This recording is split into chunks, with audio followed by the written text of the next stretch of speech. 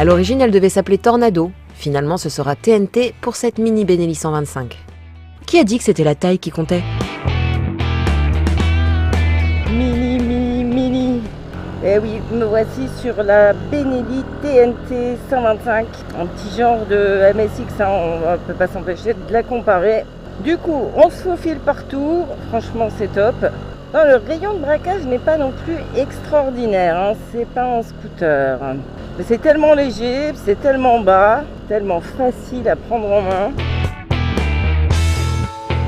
Un look ravageur à l'italienne, avec un cadre treillis à la Ducati, un pot relevé à double sortie, une croupe raccourcie comme les MV Agusta, un support de plaque fixé sur le bras oscillant façon Diavel, un concentré de style transalpin coule dans les veines de cette TNT 125.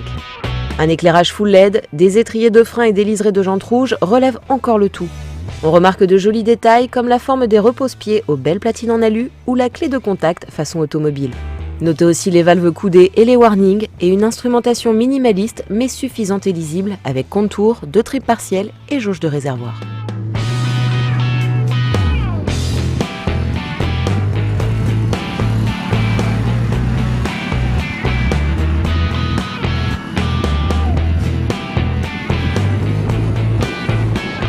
C'est spécialement étudié pour les mini gabarits comme moi.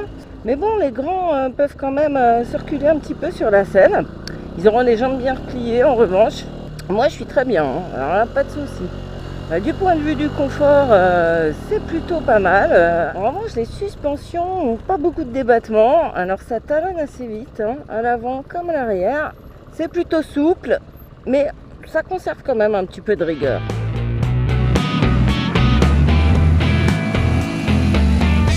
Sur ces jantes alu de 12 pouces, chaussées en pneus de 110 et 130 mm avant-arrière, elles dépassent à peine 1 mètre de hauteur au guidon pour un empattement de 1,20 m.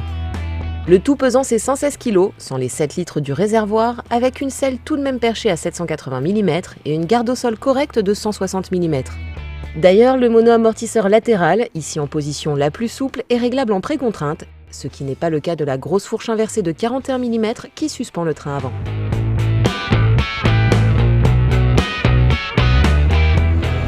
Son petit moteur 125 ne démérite pas du tout. Il aime bien qu'on l'amène dans les tours. Après 6000, là vers 9000 il régule. Donc on n'hésite pas à essorer la poignée en fait. Sur voie rapide, on atteint 92 km/h GPS.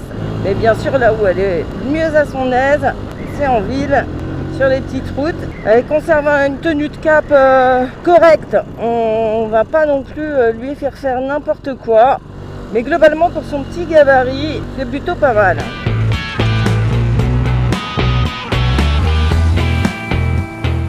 Au cœur de cette TNT, un monocylindre à air et injection, 4 soupapes, Euro 4 bien sûr, développant 11,1 chevaux à 9000 tours minute et 9,6 Nm à 7000 tours minute. Le tout servi par une boîte de vitesse à 5 rapports.